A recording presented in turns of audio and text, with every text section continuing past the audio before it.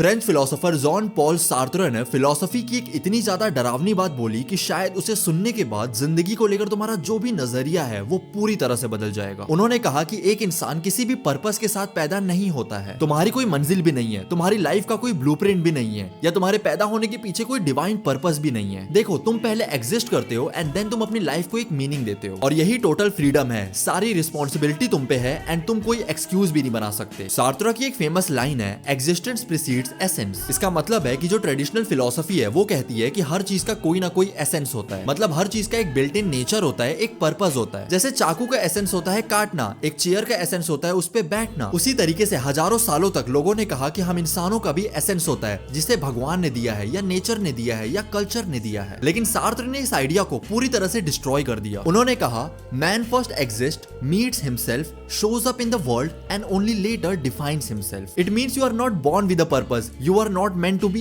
anything. You are just here. And अब ये तुम्हें डिसाइड करना है कि तुम क्या हो या क्या बनना चाहते हो। एंड इसे रेडिकल फ्रीडम बोलते हैं। लेकिन बहुत सारे लोग इस कड़वे सच को हैंडल ही नहीं कर पाते, तो वो एक्सक्यूजेस बनाना स्टार्ट कर देते हैं कि भगवान ने मुझे ऐसा बनाया है। नहीं, ये तुमने चूज किया है। मेरे पेरेंट्स ने मेरे को बहुत ट्रॉमेटाइज किया है। आई एग्री, उन्होंने तुम्हें इन्फ्लुएंस किया है, बट रिस्पॉन्ड कैसे करना है ये तुम्हारी चॉइस थी। सोसाइटी मेरे को लिमिट करती है, हाँ करती है, बट इट्स योर चॉइस कि तुम्हें सोसाइटी को रेजिस्ट करना है या उसे फॉलो करना है। लोग कहते हैं कि मेरा नेचर ऐसा है, लेकिन नेचर कभी भी फिक्स्ड होता ही नहीं है। Sartre said, man is condemned to be free. Condemned क्यों? क्योंकि तुम इस फ्रीडम को कभी स्केप कर ही नहीं सकते हो। तुम अपने लाइफ के हर मोमेंट में कोई ना कोई चॉइस लेते रहते हो, और अगर तुम चूज करने से मना कर रहे हो तो ये भी एक चॉइस ही है। You are radically alone. तुम्हारे पास कोई भगवान नहीं है ब्लेम करने के लिए। तुम्हारा कोई ट्रू या फिक्स्ड सेल्फ नहीं है जो तुम आगे चल के डिस्कवर करोगे। तुम्हारे एक्शंस डिफाइन करते हैं कि तुम क्या हो, और जो तुम्हारी एसेंस है कि तुम कौन हो वो बस तुम्हारी चॉइसेस का ही नतीजा है। अगर तुम डरोगे तो तुम डरपोक हो, अगर तुम हिम्मत के साथ काम लोगे तो तुम एक ब्रेव इंसान हो। You are just your actions and nothing else. बाकी इनकी ये फिलोसफी को लेकर तुम्हारे क्या ओपिनियंस है मेरे को कमेंट में जरूर बताना।